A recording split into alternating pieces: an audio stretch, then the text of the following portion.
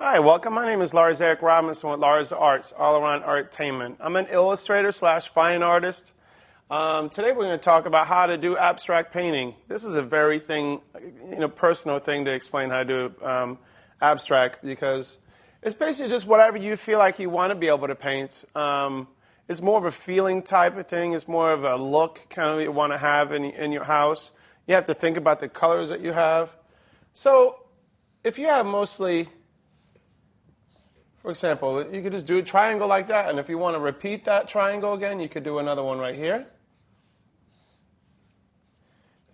And to offset that, you could do a circle here, and maybe repeat it.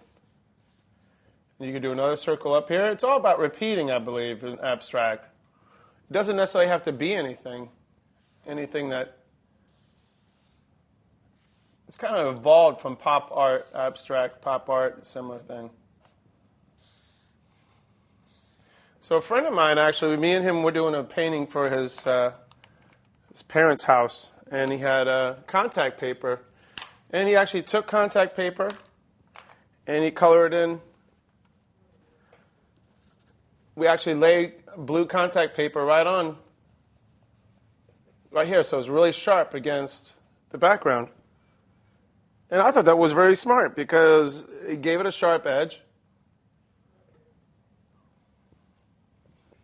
And at the same time, it was just really neat. You could actually lay your contact paper all around the different areas of your painting.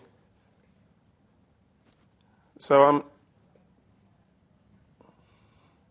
you don't have to really worry too much about what you're doing. It's like I said in the beginning, it's a very personal thing when you're doing abstract paintings. You can actually just go try to create texture.